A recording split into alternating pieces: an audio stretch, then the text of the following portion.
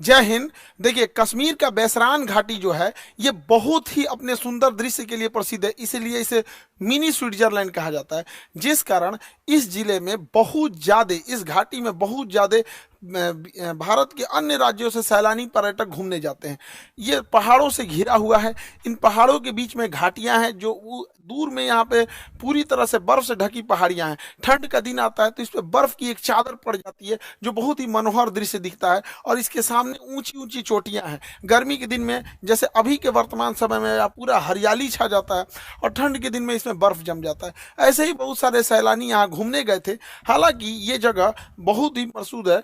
पहलगांव जो जगह है, पहलगांव में ये घाटी है। पहलगांव जो जगह है वहां से ये घाटी लगभग आधे से 1 घंटे के डिस्टेंस पे है। पहाड़ों पर आधा ज्यादा दूरी नहीं होती है, लेकिन घुमावदार रास्ता का होने की वजह से दूरियां बढ़ जाती हैं।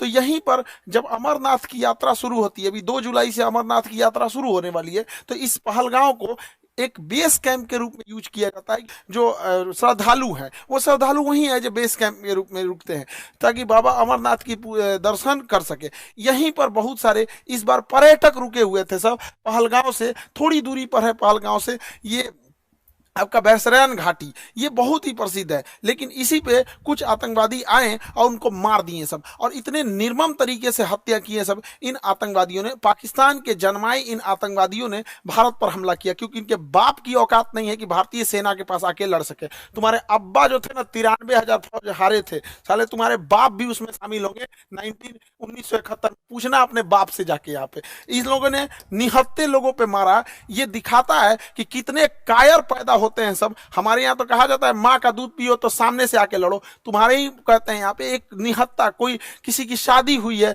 कुछ दिन पहले हुई है, वहां पर जाके मार दिया। एक जिम्मेदारी लिया है रेसिस्टेंस फंड। बताइए इनके बच्चे का क्या गुनाह था? बताइए, इनका बच्चा अच्छा मार्क्स लाया तो घूमने के लिए यहाँ आ गए। किसी की शादी 1 हफ्ते हुई है, किसी के हस्बैंड को मार दिया गया, वो कह रही है कि मेरे हमको भी मार दो यहाँ, लेकिन कह रहे नहीं तुम अपनी सरकार को जाके बताओगे। अरे सरकार को तो पता चल गया है, लेकिन हम लोग को जो बना अभी इलाज होगा इसका अच्छा से यहाँ पे। बताइए इस महिला के साथ इसके बच्चे को मार दिया गया। जब इंडियन आर्मी पहुंची तो फौज के ड्रेस में आतंकवादी थे सब। ये महिला समझ नहीं पाई, फौज को देख के रोने लगी। इनको लगा कि ये भी कहीं आतंकवादी तो नहीं है, तो उन लोगों ने बताया कि हम इंडियन आर्मी से आपकी मदद करने के लिए आए हैं।